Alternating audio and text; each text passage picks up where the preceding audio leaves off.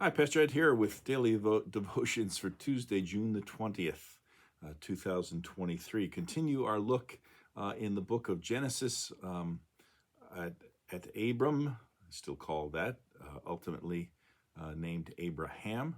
And we're going to spend, basically the better part of 8 weeks doing this. This is week 2.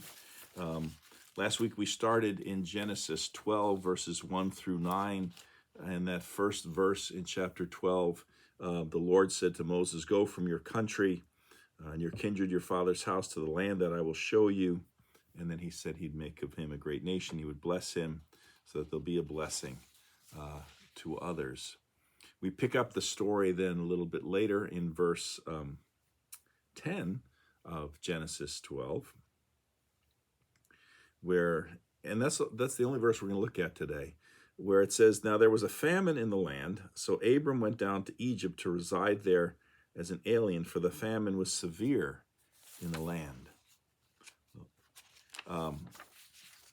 We heard last week that God sent him and was going to give him this promise of land, the land of Canaan, and presumably, after all that, Abram has finally arrived there, and now there is a famine. A couple of things to think about here. Number one, we're reminded, and we're going to see this not only this week, but in the weeks to come, for all of his great reputation, and I've been calling him the father of the faith, and for all of his faithfulness, certainly St. Paul, among others, really heralded that for Paul in his book of Romans.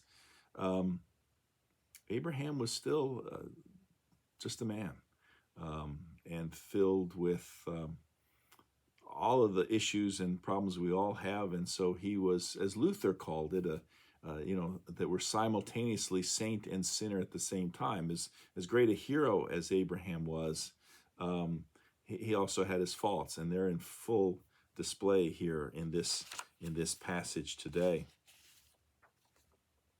It's interesting in that single verse that we started with, and that's why I contrasted with the first verse of chapter 12, that God came to Abram and said, "Go from your country," and so forth. And now here it says there's a famine in the land, so Abram went. And the thing I want to point out, and the thing that's striking, is that there's no mention of God there. Darren Biles, who teaches at Southwestern Baptist Theological Seminary in Fort Worth, Texas, had some comments. He notes, "It's odd how quickly Abram seems to leave the land that God had just promised him." Not only that, he also goes on to say there's a possible indication in the text, particularly in this verse, that the narrator perceives Abram's leaving as a lack of faith, perhaps because Abram interpreted the famine as God not being able to take care of him. So he went to Egypt for rescue.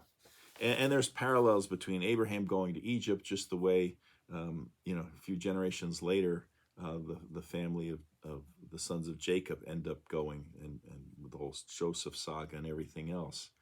But the interesting thing here is, as again Biles points out, the issue of when God is not consulted, I guess you'd say. He didn't consult God in the famine for any direction. He went to Egypt on his own initiative. A gentleman by the name of Ray Stedman goes even further to say that there's not a word about asking God's permission to go down to Egypt. He took counsel not from God, but from his fears alone. To use a contemporary expression, says Stedman, he pushed the panic button and he went down to Egypt. It was fear that drove him. And so this idea that God has led him all the way from his original home in Ur, they had kind of migrated to Haran, following the Fertile Crescent, but then God calls him to go down to the land of Canaan, and presumably Abram has arrived there, but then the famine comes, and all of a sudden he loses faith. He kind of abandons the promises, and he's allowing his fear to kind of control things.